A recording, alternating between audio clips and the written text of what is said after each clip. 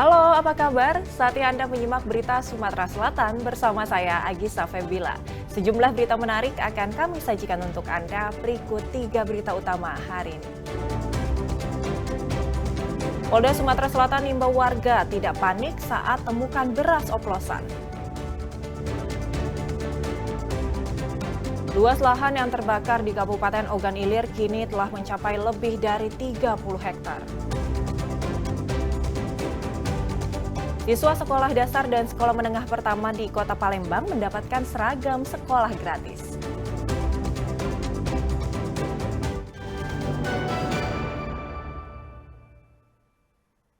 Buntut temuan beras oplosan di sejumlah wilayah, Polda Sumatera Selatan akan perluas pemantauan di tingkat produsen hingga pengecer. Warga dihimbau tidak panik serta melaporkan ke Satgas Pangan apabila ditemukan indikasi kecurangan pada komoditas tersebut.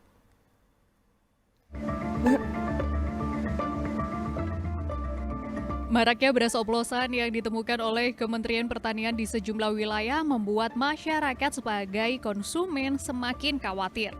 Polda Sumatera Selatan meminta masyarakat agar tidak panik dan memastikan pemantauan akan diperketat serta diperluas, mulai dari tingkat produsen hingga pengecer di pasar tradisional. Polda Sumatera Selatan juga akan memonitoring pangan dan meminta masyarakat melapor apabila ditemukan adanya kasus tersebut.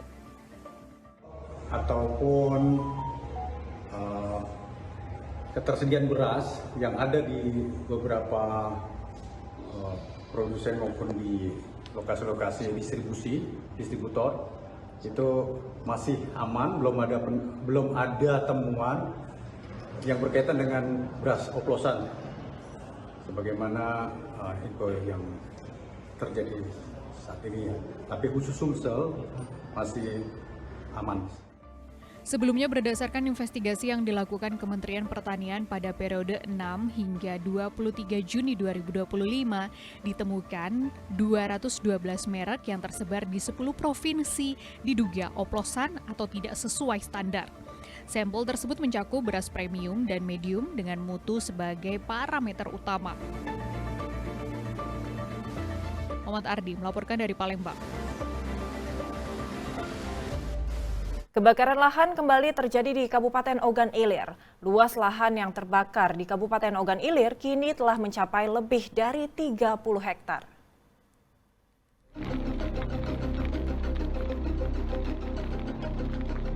Kobaran api membakar lahan gambut yang berada di kawasan Indralaya Utara, Kabupaten Ogan Ilir. Petugas gabungan yang terdiri dari Manggala Agni, BPBD Ogan Ilir, TNI, dan Polri dikerahkan untuk memadamkan api. Namun luasnya lahan yang terbakar membuat api sulit dipadamkan. Agar api tidak mendekati pemukiman warga, petugas melakukan penyekatan dan membasahi area yang belum terbakar. Kebakaran lahan di kawasan ini sudah terjadi sejak 2 hari terakhir. Diduga api yang sempat padam kembali menyala karena terkena hembusan angin. Sejauh ini luasan lahan yang terbakar diperkirakan telah mencapai 5 hektar. Sampai saat ini penama kebakaran belum dapat diketahui, lagi dicari oleh kawan-kawan dari kepolisian. Untuk saat ini kondisi api seperti apa, Pak? Kawan-kawan lagi berjuang untuk melakukan kegiatan pemadaman. Mungkin karena kendala di vegetasi yang semak belukar dan cukup mengering. Warga diimbau untuk tidak melakukan aktivitas yang dapat memicu kebakaran lahan karena berdampak luas terhadap lingkungan sekitar. Berdasarkan data BPBD Ogan Ilir, luasan lahan yang terbakar di Kabupaten Ogan Ilir telah mencapai 30 hektar. Dedi Ruansyah melaporkan dari Kabupaten Ogan Ilir. Seorang polisi digerebek saat sedang bersama istri prajurit TNI di sebuah villa di Kabupaten Rejang Lebong, Provinsi Bengkulu. Polisi dari Satuan Lalu Lintas Polres Lubuk Linggau itu kini terancam mendapatkan sanksi pemecatan. Penggerebekan ini terjadi di sebuah villa kawasan Curup, Kabupaten Rejang Lebong, Provinsi Bengkulu. Penggerebekan dilakukan pada Sabtu dini hari lalu. Pasalnya dalam vila ini terjadi dugaan perselingkuhan antara anggota Polri berpangkat brigadir berinisial J bersama seorang wanita yang merupakan istri prajurit TNI. Sang wanita diketahui berprofesi sebagai karyawan Bank BUMN. Usai digerebek, keduanya dibawa ke Polres Rejang Lebong untuk diamankan. Laporan penggerebekan ini dibuat oleh suami sang wanita dengan laporan atas dugaan perzinahan. Pasca penggerebekan, Polres Lubuk Linggau langsung menahan Brigadir J yang berdinas di Satuan Lalu Lintas Polres Lubuk Linggau. Brigadir J saat ini telah dinonaktifkan dari jabatannya.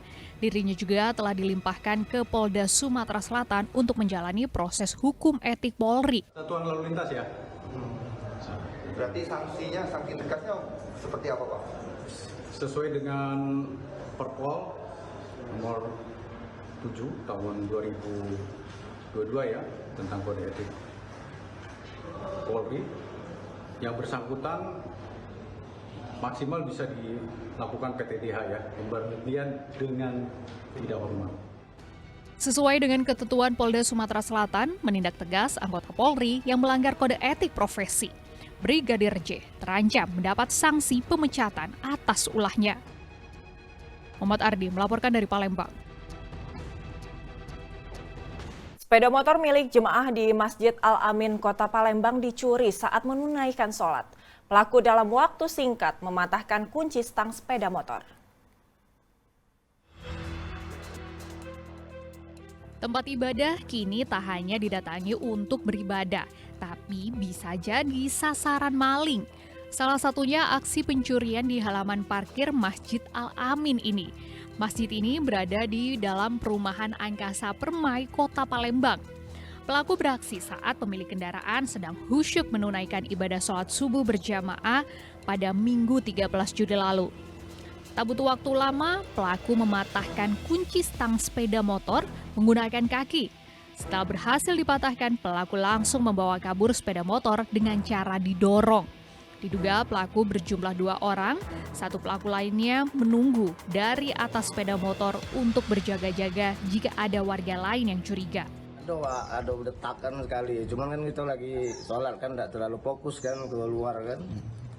Ya, jadi begitu selesai sholat, langsung kita jenguk, rupanya motor salah satu jamaah ibu-ibu kan yang tersangkut itu. Itu kejadian keberapa kali, Kak? Kejadian yang kedua, Pak. Sebulan terakhir, jaraknya 2 minggu, Pak. Sama-sama subuh juga. Sama-sama subuh. Aksi pencurian ini meresahkan warga sekitar. Akibatnya banyak jemaah yang rumahnya berada tak jauh dari masjid memilih untuk tidak pergi sholat berjamaah di masjid ini. Mereka khawatir kendaraan yang digunakan digondol maling. Sementara kasus pencurian ini telah dilaporkan ke pihak polisian. Muhammad Ardi melaporkan dari Palembang. Petugas gabungan menggerebek sebuah gudang penimbunan BBM ilegal di Desa Lembak, Kabupaten Muara Enim. Polisi menemukan sisa solar dan minyak yang diduga oplosan. Sayangnya petugas gagal menangkap pemilik gudang. Petugas gabungan yang terdiri dari polisi, TNI, dan Satpol PP Selasa sore mendatangi gudang yang berada di kawasan Lembak, Kabupaten Muara Enim. Sayangnya kehadiran petugas menjadi sia-sia karena gudang sudah dalam kondisi kosong. Diduga kedatangan petugas sudah diketahui oleh pemilik gudang. Petugas menduga gudang ini dijadikan tempat penyimpanan BBM ilegal meski tidak ada aktivitas di dalam gudang. Namun polisi menemukan sisa solar dan minyak yang diduga hasil oplosan di bak-bak penampungan. Petugas mendatangi tempat ini setelah menerima laporan masyarakat terkait adanya aktivitas penimbunan BBM ilegal. BBM yang sudah kita identifikasi sementara dalam penyelidikan. Lamanya ini masih kami dalami dulu, kami masih mencari keterangan dari saksi yang ada. Untuk informasi lanjut akan dihimbau kepada masyarakat ya agar tidak melakukan aktivitas ilegal oil ataupun ilegal lainnya karena ini membahayakan terhadap lingkungan dan juga masyarakat sekitar. Selanjutnya petugas merobohkan seluruh pagar berikut bangunan yang ada di sekeliling gudang. Sementara pemilik gudang yang identitasnya telah diketahui masih dalam pengejaran pihak kepolisian. Edi Ruansyah melaporkan dari Kabupaten Muara Enim.